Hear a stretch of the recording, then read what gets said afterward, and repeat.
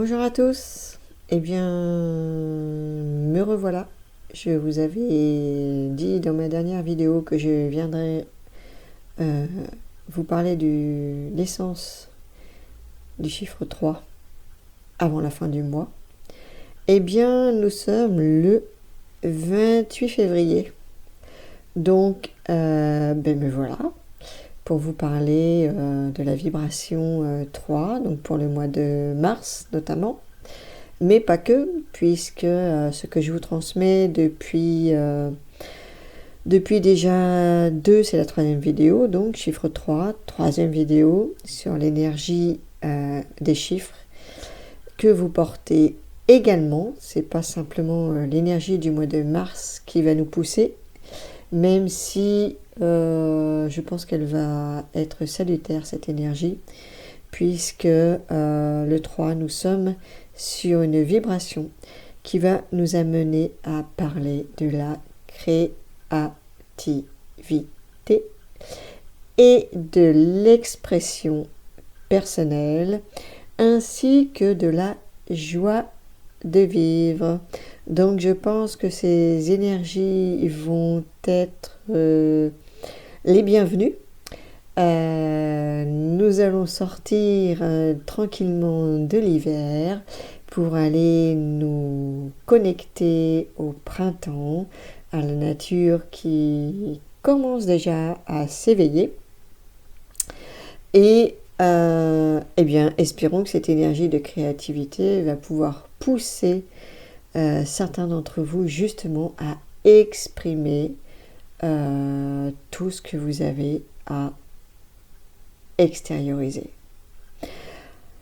Le 3, c'est l'artiste, en résumé, c'est celui qui va justement oser exprimer son potentiel lorsqu'il est aligné à son énergie. Donc je vous rappelle que je vous parle de ces énergies-là puisque je viens de mettre en place un service dédié à la connaissance de soi à travers l'énergie du prénom, du nom et de la date de naissance pour le chemin de vie, entre autres.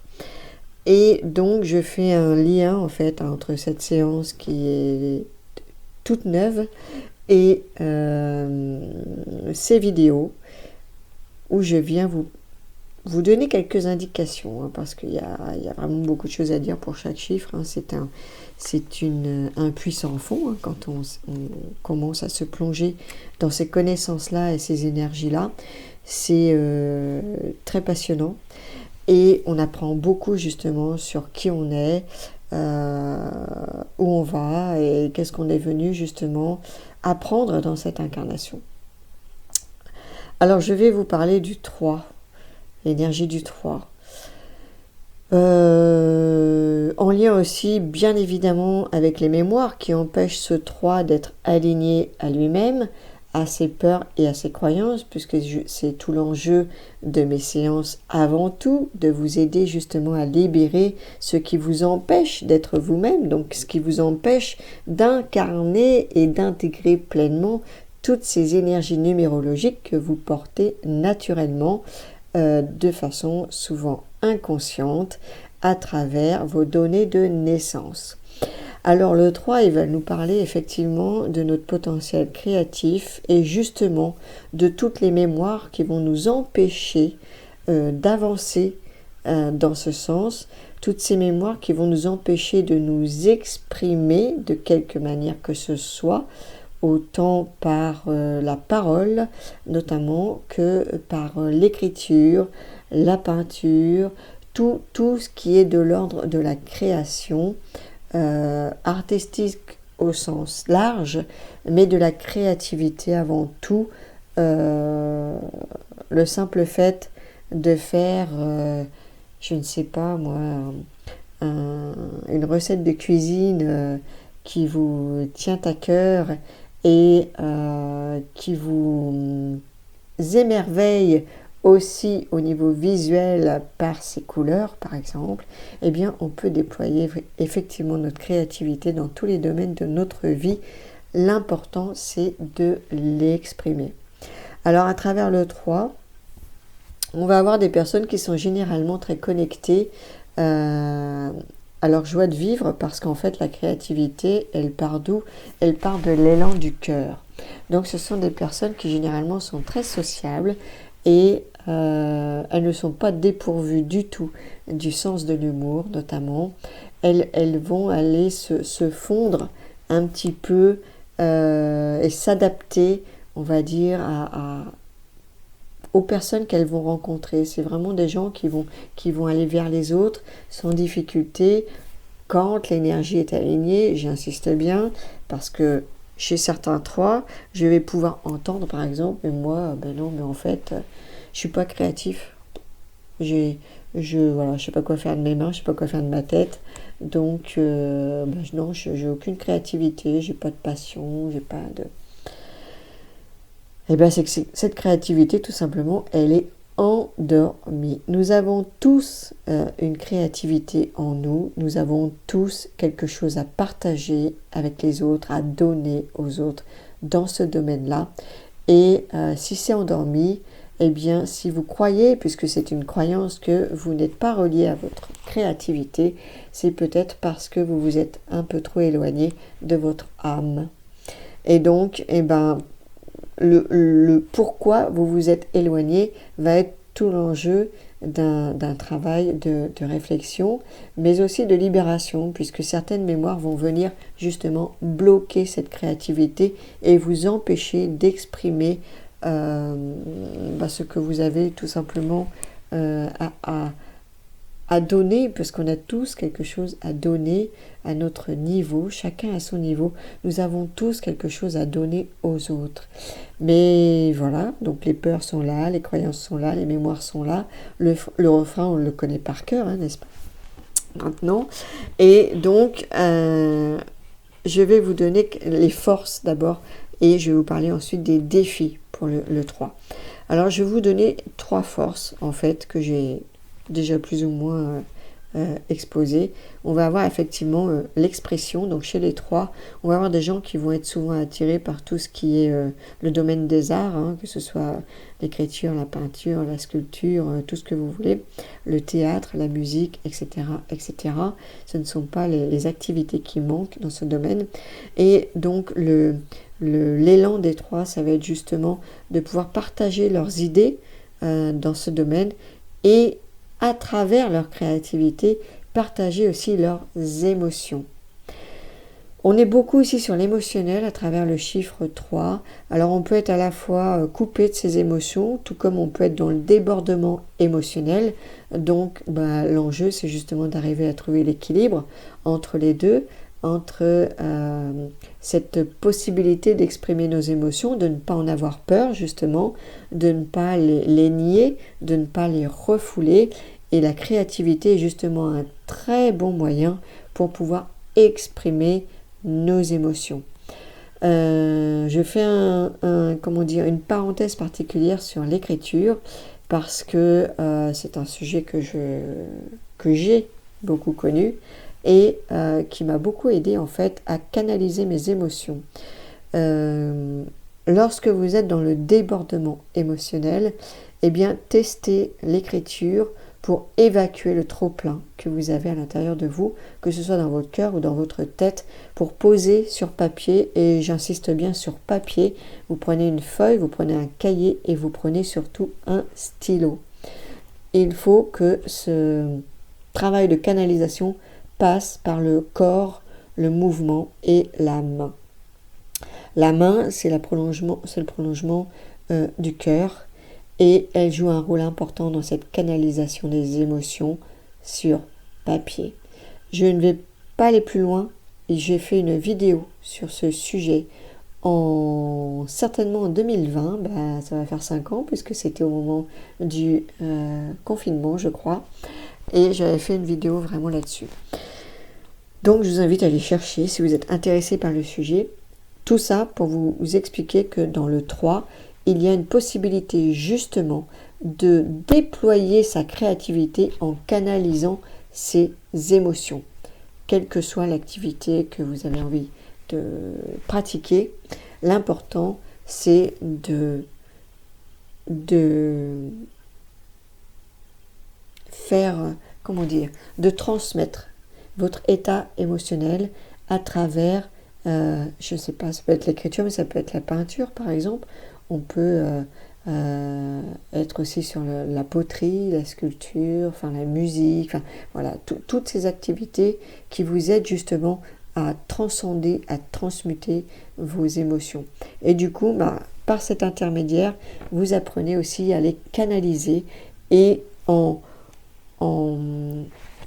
expulsant ces émotions de votre intérieur, eh bien vous vous reconnectez à votre paix d'esprit aussi, physique, mentale. Donc vous transmutez en fait toutes vos tensions physiques également à travers ces activités artistiques et créatives, et les bienfaits vont se faire ressentir tant sur le plan mental, émotionnel que physique. Et de cette manière, vous vous reconnectez aussi à votre part spirituelle et à votre âme surtout. Ensuite, après l'expression, je vais vous parler de la sociabilité. Donc effectivement, ce sont des personnes qui vont en principe pouvoir établir des contacts et des relations assez facilement avec les autres. Elles ont une ouverture vers les autres, une ouverture de cœur qui est là et qui leur facilite justement les rencontres. Et ensuite, troisième point, la joie de vivre. Effectivement, ces personnes vont être dans une attitude plutôt positive, plutôt optimiste. Elles vont plutôt aller rechercher des solutions que de rester accrochées à leurs problèmes.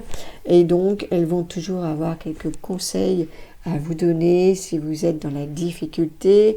Elles vont trouver les mots justes pour vous réconforter. Elles vont pouvoir vraiment être un soutien à vos côtés et elles vont pouvoir, pourquoi pas, vous aider également à vous ouvrir à votre propre créativité pour exprimer vos propres émotions. Alors les défis, eh bien à contrario, effectivement, on peut verser un petit peu dans la superficialité parce que effectivement, le 3 aime avant tout les plaisirs de la vie, les choses simples, les discussions en profondeur. Ce n'est pas forcément sa tasse de thé, donc on peut être en contact avec des 3 qui vont nous sembler un petit peu superficiels et par là même du coup peut-être se défiler par rapport à leurs propres responsabilités, qu'elles soient personnelles ou professionnelles. On peut avoir des gens qui effectivement vont rester un petit peu en surface et ne vont pas aller oser aborder les problèmes de plein fouet par peur justement peut-être de faire face justement à leurs émotions. Donc elles vont nier un petit peu les choses, elles vont essayer de se fondre un petit peu dans le moule pour qu'on oublie les sujets qui pourraient peut-être un petit peu déranger et sur lesquels elles sont quand même invitées à aller, puisque il peut y avoir de grosses difficultés à s'engager autant dans la relation de couple par exemple que au niveau professionnel. Donc il peut y avoir parfois une petite instabilité dans ces domaines-là, parce que à partir du moment où les choses deviennent sérieuses, eh bien les personnes vont avoir tendance à prendre la poudre d'escampette et à disparaître.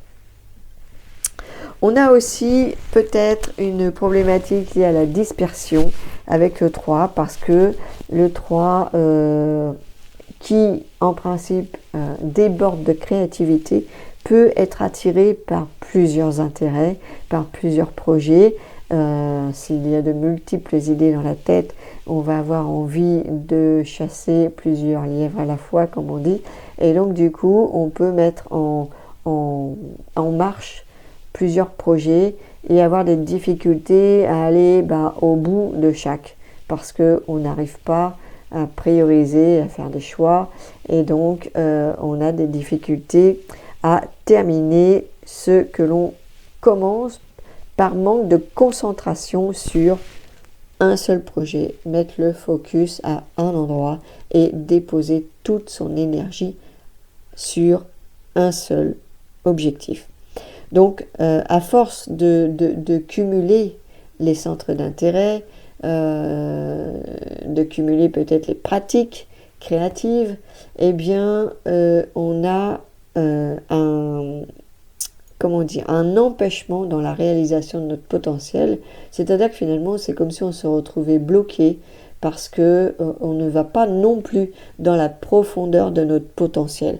On va rester en surface, on va aller papillonner à droite à gauche, on va aller voir 36 000 pratiques, on va tester et le défi c'est de se concentrer sur, je ne sais pas, si c'est l'écriture qui prend le plus de place dans toutes vos activités de loisirs, eh bien, on essaie de se concentrer sur l'écriture pour aller au bout d'un projet. Si c'est la peinture, même chose. Le créatif, en fait, c'est un peu un touche-à-tout, quoi. Il a envie de tester, il a envie d'essayer. Donc, à un moment donné, il va être sur une activité, et puis 6 mois après, il va changer parce qu'il a trouvé autre chose. Et du coup, il ne développe pas son plein potentiel. Il va rester, là aussi, au niveau débutant. Voilà, au niveau débutant. C'est-à-dire que je teste, ok, ça me plaît, j'arrive bien, etc. Et puis, au lieu d'approfondir, de peut-être prendre des cours, de faire des stages, ou je ne sais pas, non, il va aller chercher autre chose. Parce qu'il y a plein de choses qui l'intéressent, il a une idée, il a une tête pleine d'idées plutôt, dans ce sens-là c'est beaucoup mieux. Et donc à travers les défis, on peut aussi avoir une peur de l'échec, c'est-à-dire que la créativité elle peut être bloquée justement par peur de ne pas y arriver, la peur de ne pas réussir, la peur que ce soit pas assez bien, ce soit pas assez abouti, ce soit pas présentable. Je vais faire des œuvres, je vais peindre, mais elles vont rester dans mon atelier, je vais écrire, mais ça va rester dans mon placard. On n'ose pas en fait montrer au monde, passer le cap de j'offre ma créativité au public. Pourquoi ? Eh bien, tout simplement parce qu'en arrière-plan, il y a bien sûr des mémoires, donc on va avoir des blocages liés à l'expression, quel que soit le mode d'expression, lié à tout ce qui est artistique. On peut avoir des envies, mais ne pas pouvoir passer à l'action parce que dans d'autres vies, peut-être que nous avons été maltraités, malmenés, voire tués pour nos œuvres, tout simplement. Il y a des peurs de s'exprimer en public, il y a des peurs de montrer ce qu'on est capable de faire, et il y a des peurs de ne pas être parfait dans ce qu'on entreprend. On peut ressentir donc ce que je disais tout à l'heure, un vide créatif, c'est-à-dire croire que moi non, je ne sais rien faire, j'ai pas d'idée, j'ai pas d'inspiration. Puis il y a des blocages aussi à l'inspiration à cause des peurs notamment ou des croyances. Donc on n'ose pas franchir le cap, on n'ose pas s'y mettre même si l'envie est là. Quoi d'autre ? On peut avoir été rejeté justement pour nos performances, on peut avoir été mal compris, on peut avoir été jugé, on peut avoir été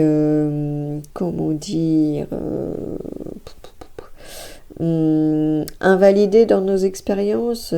Il y a des tas et des tonnes de raisons en fait qui font que nous n'allons pas exprimer notre plein potentiel dans notre créativité. Alors on peut avoir des peurs d'échouer, on peut avoir on peut avoir été justement brûlé vif pour certains écrivains. On peut avoir été mis au banc des accusés pour avoir osé exprimer des choses qui allaient à l'encontre de la majorité, même si il y a eu des vérités en arrière-plan qui auraient pu être dites, eh bien, le fait d'être rejeté par la majorité fait qu'on n'ose plus s'exprimer, on n'ose plus bouger. Le système éducatif, l'éducation familiale porte aussi un lourd poids parce que tout simplement, peut-être que quand vous étiez enfant, vous aviez essayé quelques pratiques et puis que vous n'avez pas été du tout reconnu dans vos talents. Ou peut-être qu'on vous a dit que, ok, tu fais de la peinture, tu fais de la musique, tu écris, c'est très bien pour tes temps de loisirs, mais tu ne peux pas vivre de ces activités-là. Ce ne sont pas des métiers. Donc, alors tout le monde n'est pas là pour faire un métier de sa créativité, mais certains vont en faire un métier et d'autres vont utiliser et déployer leur créativité dans leur temps libre, dans leur temps de loisir, ou aussi dans le cadre professionnel, même si ce n'est pas un métier artistique.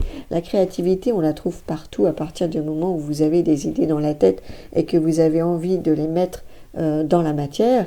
Nous sommes dans la créativité.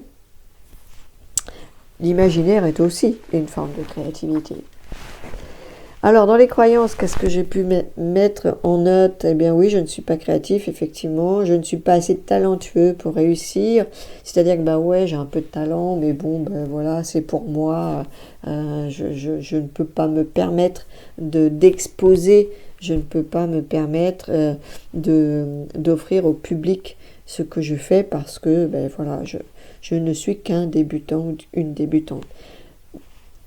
Si je m'exprime, je vais perdre des amis. Parfois aussi, ça arrive effectivement d'avoir cette croyance que si on ose dire des choses, si on ose dire des vérités, si on ose vraiment être qui on est, 100%, eh bien, on peut avoir l'impression qu'on va être rejeté justement parce que on ne correspond pas au moule, on ne correspond pas aux attentes et on est différent tout simplement.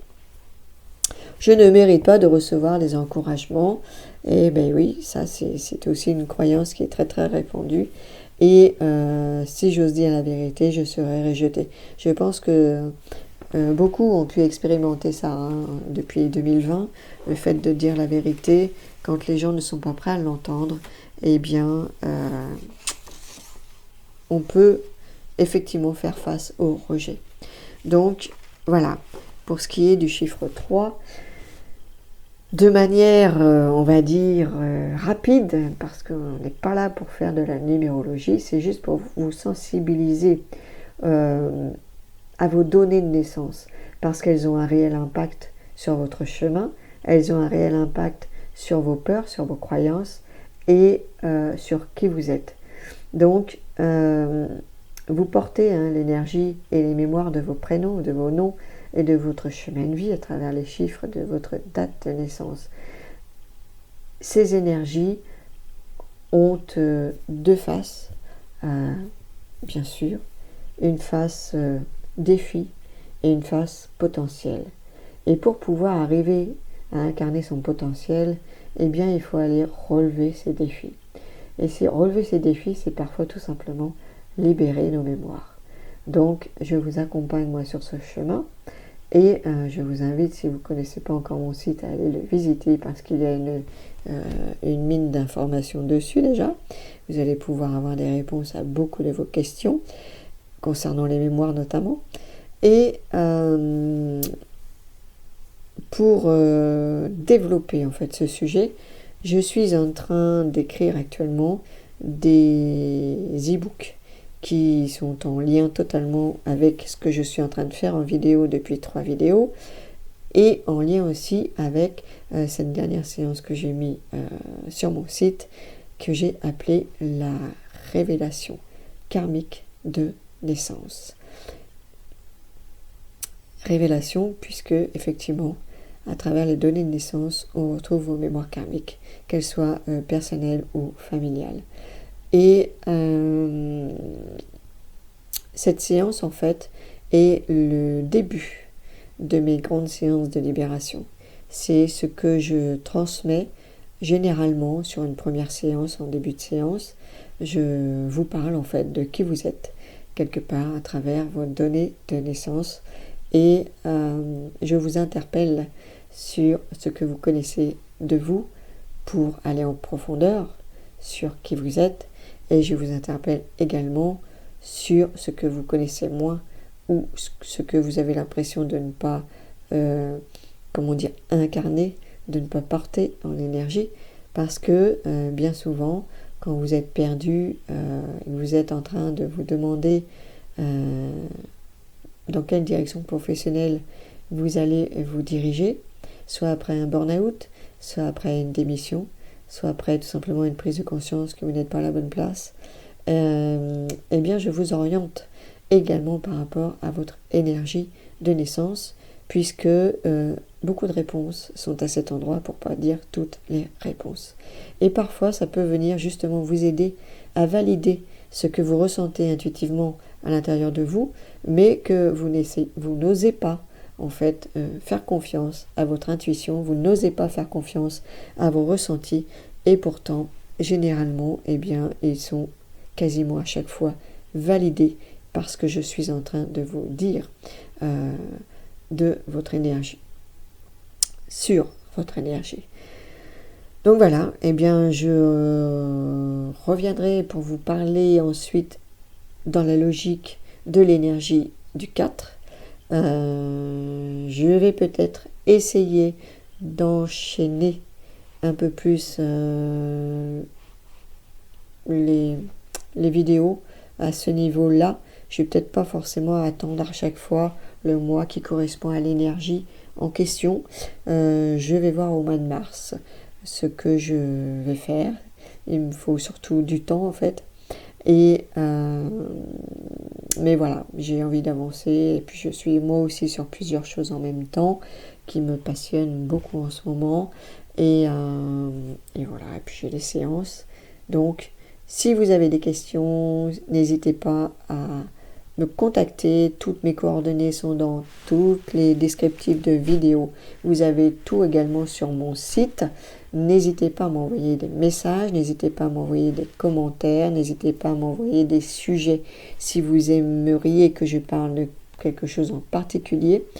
Et n'hésitez pas bien sûr à vous abonner pour recevoir ces vidéos en temps et en heure, et à partager dans votre entourage, parce que ce sont des sujets qui peuvent intéresser aussi les personnes qui sont dans votre entourage et qui peuvent les aider justement à les éclairer sur leur chemin. Eh bien, en attendant le printemps qui arrive maintenant à grands pas, dans 3 semaines, ça approche, eh bien, je vous souhaite un excellent week-end, puisque nous sommes vendredi, et je vous dis à très bientôt. Ciao, ciao, prenez bien soin de vous.